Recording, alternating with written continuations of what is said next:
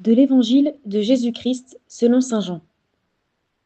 Il arrive donc à Simon-Pierre, qui lui dit : « C'est toi, Seigneur, qui me laves les pieds ? » Jésus lui répondit : « Ce que je veux faire, tu ne le sais pas maintenant. Plus tard, tu comprendras. » Pierre lui dit : « Tu ne me laveras pas les pieds. Non, jamais. » Jésus lui répondit : « Si je ne te lave pas, tu n'auras pas de part avec moi. » Simon-Pierre lui dit : « Alors, Seigneur, pas seulement les pieds, mais aussi les mains et la tête. » Si nous étions assis à la table, à la place de saint Pierre, comment aurions-nous vraiment réagi ? Si celui que notre cœur a reconnu comme le véritable Fils de Dieu, « Tu es le Christ, le Fils du Dieu vivant », avait dit saint Pierre quelques chapitres plus tôt, accepterions-nous vraiment de nous faire laver les pieds par notre Créateur et Sauveur ? À l'époque du Christ, nous le savons, laver les pieds des invités était le rôle de l'esclave. Les apôtres du Christ et spécialement saint Pierre l'ont bien compris. C'est pourquoi saint Pierre met tout son cœur à proclamer « Non Seigneur, tu n'es pas mon esclave, tu ne le seras jamais. C'est moi qui suis ton disciple et ton serviteur. » Mais saint Pierre ne connaît pas encore en plénitude le cœur et la volonté d'amour de Dieu. C'est saint Paul qui le décrira le mieux. Le Christ Jésus, ayant la condition de Dieu, ne retint pas jalousement le rang qui l'égalait à Dieu, mais il s'est anéanti, prenant la condition de serviteur, devenant semblable aux hommes. Reconnu homme à son aspect, il s'est abaissé, devenant obéissant jusqu'à la mort et la mort de la croix. Oui, le Christ s'est anéanti. Il s'est fait moins que rien, en dessous de tous. Il n'a pas daigné nous tirer à lui, depuis son trône céleste.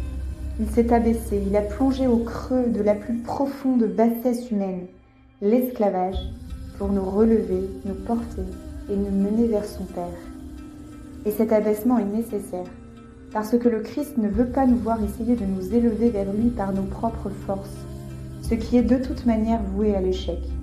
Mais il veut que nous nous appuyions tout entièrement sur lui pour être portés par sa grâce. Ma grâce te suffit, car ma puissance donne toute sa mesure dans la faiblesse. Deuxième épître aux Corinthiens, chapitre 12, verset 9. Dira le Seigneur à saint Paul : laissons-nous donc faire porter par le Christ.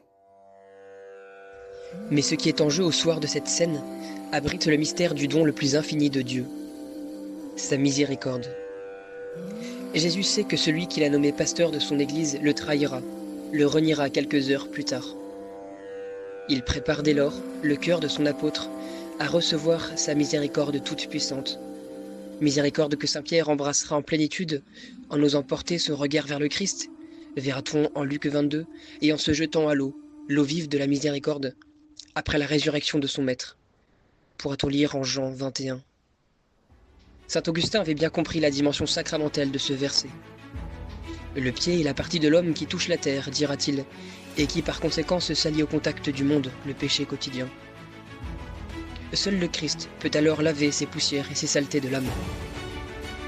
Saint Ambroise de Milan verra quant à lui dans ce dialogue une nécessité spirituelle et dira « L'humilité de Pierre était une erreur ». La véritable humilité en effet ne consiste pas à refuser les dons de Dieu par sentiment d'indignité, mais à obéir à la volonté du Seigneur, même quand elle nous déconcerte. C'est l'acceptation de se laisser aimer et purifier par Dieu.